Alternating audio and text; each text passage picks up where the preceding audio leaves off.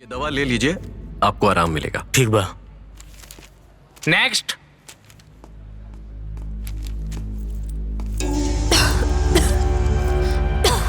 नमस्ते डॉक्टर साहब। नमस्ते नमस्ते। अरे तुलसी बिटिया, बैठो बैठो बैठो। नमस्ते डॉक्टर साहब। नमस्ते नमस्ते। कैसी तबीयत है? डॉक्टर साहब, तबीयत तो ठीक नहीं है। अब दवाई खाता नहीं, फिर भी आराम नहीं है होखत। दिखाओ दवाइया। ये दवाई खाता नहीं। अरे और बिटिया, ये भी ये सब दवा तुमको नहीं फायदा करेगी। कुछ तुमको कोई साधारण मर्ज तो नहीं हुआ ना बेटा? तुमको तो कुछ और हुआ है। कुछ और मतलब? अरे चाचा नहीं बताए तुम्हारे? चाचा हमके बतौले रहनी। हाँ, वहाँ के काले रहने की हमार खांसी सूख गई बाटे, दवाई खाए तो ठीक हो जाये। अरे बेटा, हमने तो रिपोर्ट उनके पास पहले ही भेज दिया था। उन्होंने आपको बताया नहीं? इतनी बड़ी लापरवाही। डॉक्टर साहब बताई ना, आखिर भइल का बा? अरे हाँ डॉक्टर साहब बताई ना। अरे तुम्हारे चाचा को तो मैंने बता दिया था। अरे लेकिन हमके बताई ना रोवा। बताई ना। बोली। इनको कैंसर हुआ है। कैंसर हुआ है।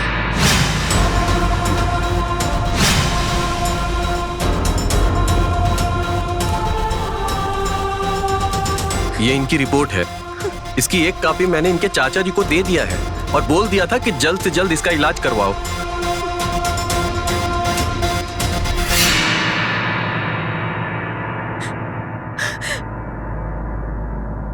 तुलसी खा तो हर चाचा सच में कुछ ना बतौले रहन।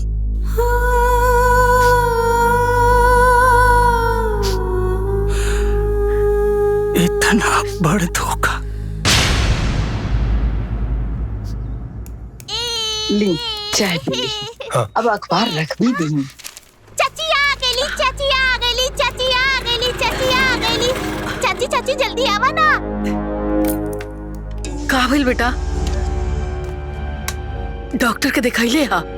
कहा कहला उन डॉक्टर? सब ठीक बा ना?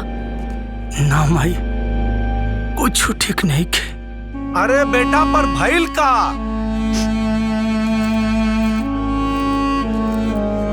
ए बेटा, का भइल? का कहना डॉक्टर? का भइल तुलसी के? बाबूजी, तुलसी के ना कैंसर हो गइल। का? कैंसर? कैंसर? कैंसर?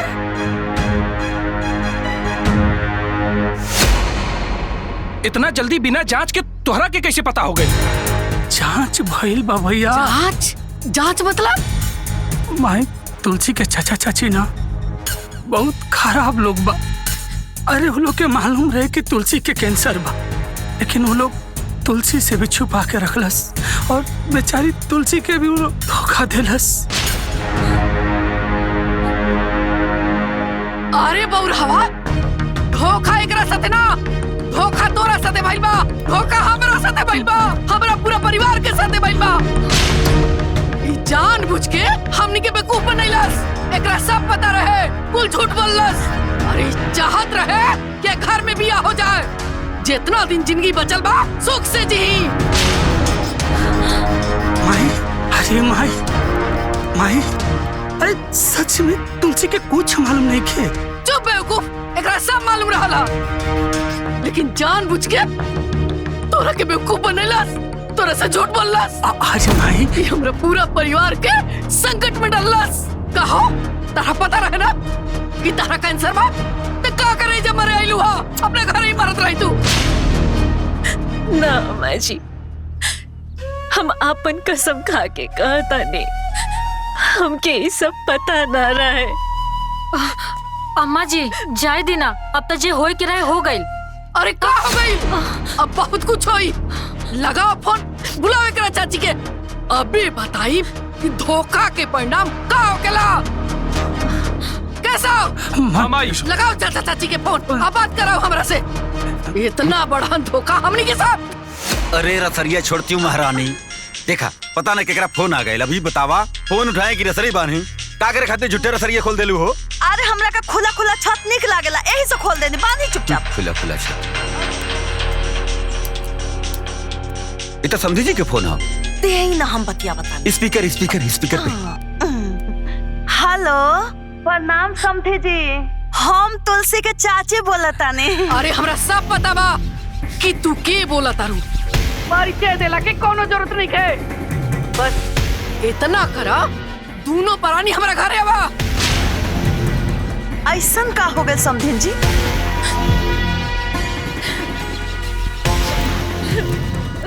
का भइल हा? हमर घर उजाड़ के पूछा तारू का भइल? चुपचाप दोनों परानी है जावा। पता नहीं का इतना अर्जेंट रहा कि बुलावले बानी। कहीं वो लोग के कैंसर वाली बात पता तो ना चल गई? देखा हम तो है बार बार कहत रहनी कि वो लोग के बता दी हल ठीक रही, लेकिन तू तो हमारे एक ना सुन लो। अगर कहीं वो लोग के कैंसर वाली बात पता चल जाए तब तो पूरा गांव, जवार, नात, बात, हित, दोस्त हर जगह बेइज्जती हुई। अरे एक तो धन गए और धर्म हो गए। जो उन कही है तो उन चुपचाप सुने की पड़ी। रउआ ज्यादा टेंसियाई मत। अब खबरदार अगर उन लोग के सुननी ता चाहे कुछ भी हो जाए, उन लोग के एक बात ना माने के बा, और कैंसर वाला बात एकदम ना माने के बा। अगर जवन चीज समझ में ना आई ना तो हम मुंह बंद रखिए एकदम से, बोलिए मत। हम है, हम बतिया ले। अब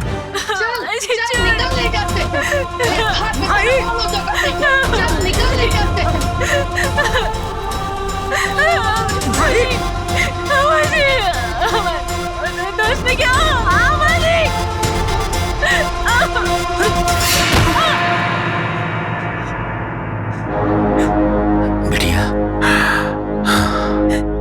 ले जा लोग अपना भतीजी के। अरे हमनी के का बिगड़ नहीं जाता लोग क्या कि हमनी के साथे इतना बड़ा धोखा कैला लोग। अरे हम अपना बेटा के बियाह तारा बेटी से कहीं नहीं जा कि बिना माई बाप के बेटी के कल्याण हो जाए, लेकिन कल्याण हमार हो गई। हमनी साथे धोखा हो गई, हमरा बेटा के जिंदगी बर्बाद हो गई, हमार परिवार तबाह हो गई। हमरे तो ई ना समझ में आवत बा कि आखिर हमने कैसन का कर देने कि जो रउआ इतना चिल्लाता नहीं। तारा पता नहीं क्या कि का भइल? अरे अपन बीमारिया बेटी के हमनी के माथा पे मर देलू। अब पूछता रू का भइल? शादी से पहले बतावे की जरूरत ना समझ लू कि एकरा कैंसर बा। कैंसर? कैंसर?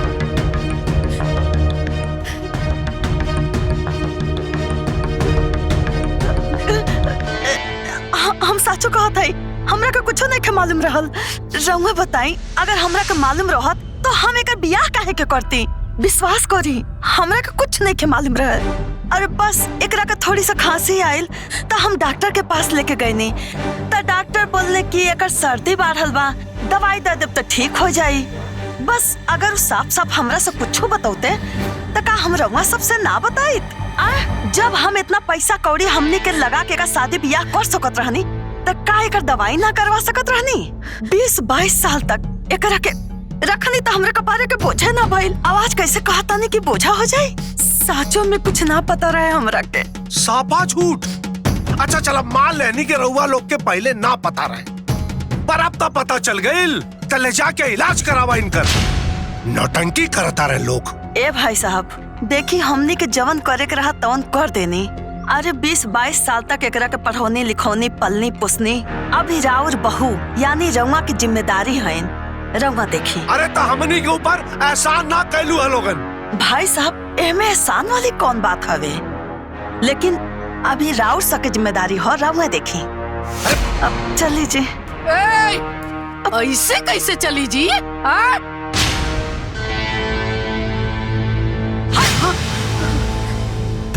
एक बात हमार कान खोल के सुन ले तहनी सब। पूरा गांव समाज के सामने एकरा के अपन पतो बना के तो निकल आइल बारू, पूरा रीति रिवाज के साथ। अब तो एकरा हर हाल में रखाई के पड़ी। और अगर तहनी लोग ना रखत गया तो हम जाइब थाना पुलिस में और दहेज उत्पीड़न के केस करब तहनी सब पे।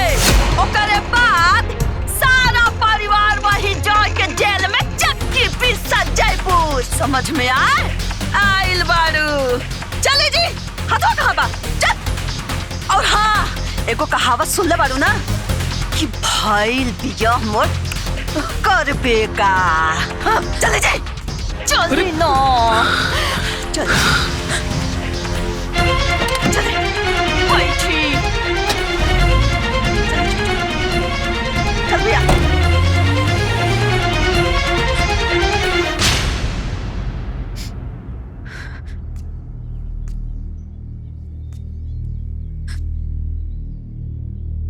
अम्मा जी, रवा परेशान मत होगी,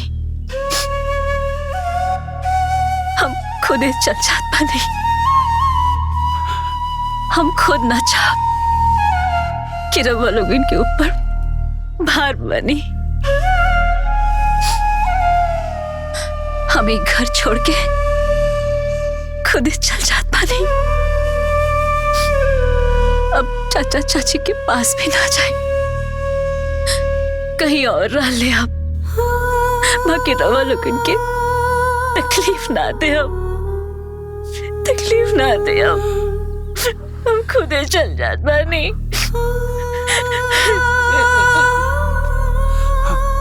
तुलसी, तुलसी,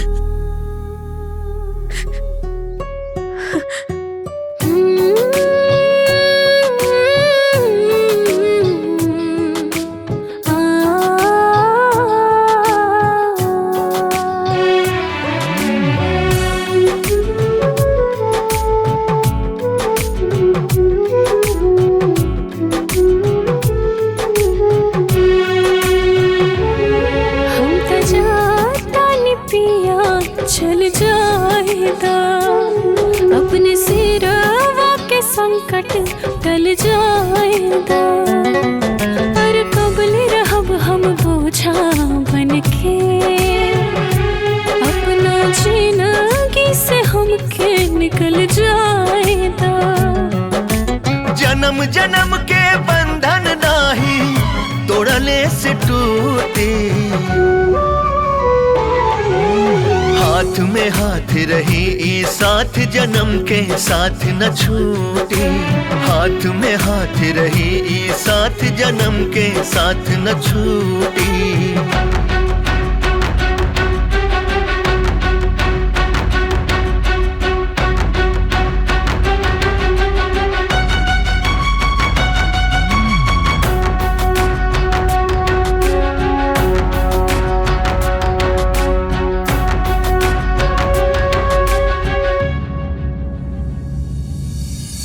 सिर के दर्द बन के कबले हमरा हब, दुखवा न हमरो अब रायन हो।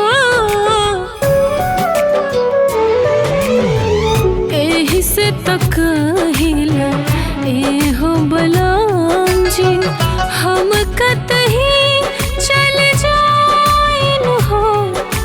सगरो जमाना भले हमरा से चाहे हो रूठी, हाथ में हाथ रही ई साथ जन्म के साथ न छूटे। हाथ में हाथ रही ई साथ जन्म के साथ न छूटे।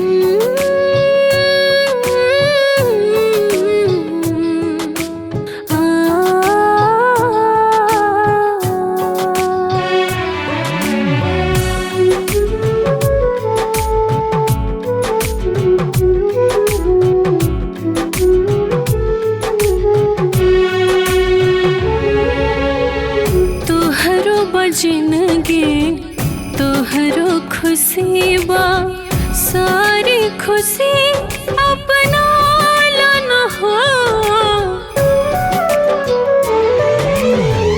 हमरा के हमरे हाल पे छोड़ा, पीछा हमसे छोड़ा लन हो। तोहरा के छोड़ब जहिया हमर अर्थी हो उठी, हाथ में हाथ रही ई साथ जन्म के साथ न छूटे। हाथ में हाथ रही ई साथ जन्म के साथ न छूटे।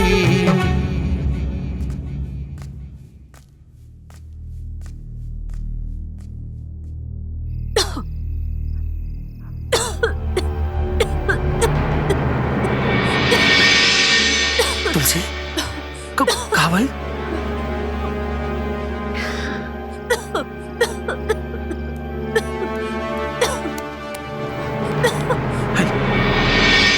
पानी। हाँ, तुलसी हम पानी लेके आवता नहीं। हाँ।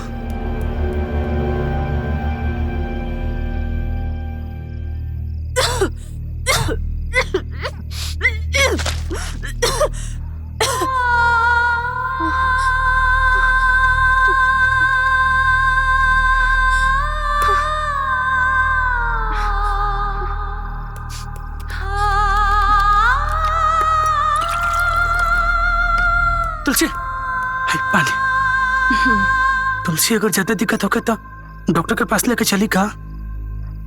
ना जी, कौन दिक्कत नहीं है, बस थोड़ा सा खांसी आत रहा, रोज सिरप दे देनी, अब वो आराम हो जाए।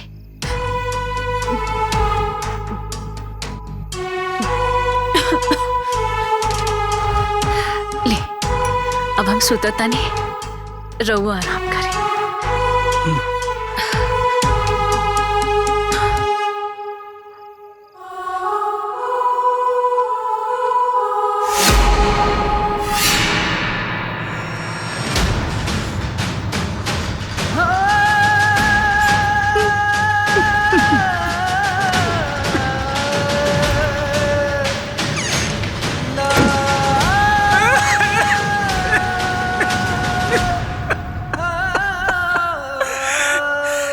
हे भगवान, अरे हमसे ना अब हमार पत्नी के पीड़ा नहीं के सहल जात नहीं के, और हम कहा करी, हमें कुछ नहीं के बुझा, कुछ नहीं के बुझा।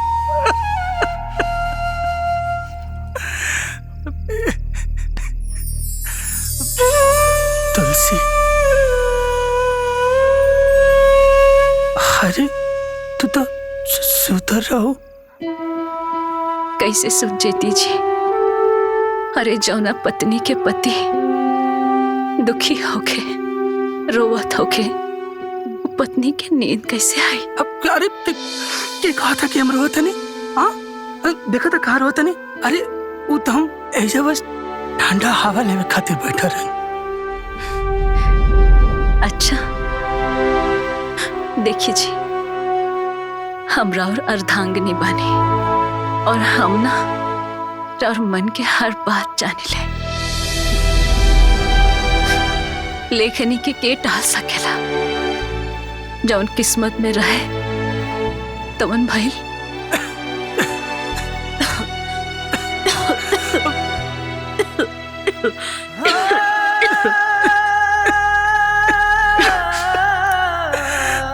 जौन मन में आवे के बाद तोल बोल दे के बाद। अरे हमरा रोला के मतलब ई ना कि हम हार मान ले बानी। हमरा जौन कुछ भी करे के पड़ी ना, हम सब कुछ करब, लेकिन तोरा के हम अपना से कब दूर रह हो के। ए जी देखिए, रोज समझदारी से काम ले, भावना में बह के अपन जिंदगी बर्बाद मत करी। रवा अपन तुलसी के एगो बात मानो। हाँ। बोला।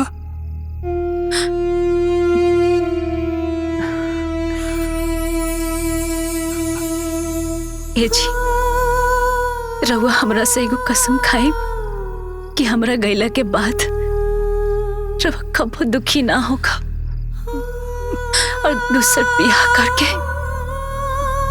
खुश रहो।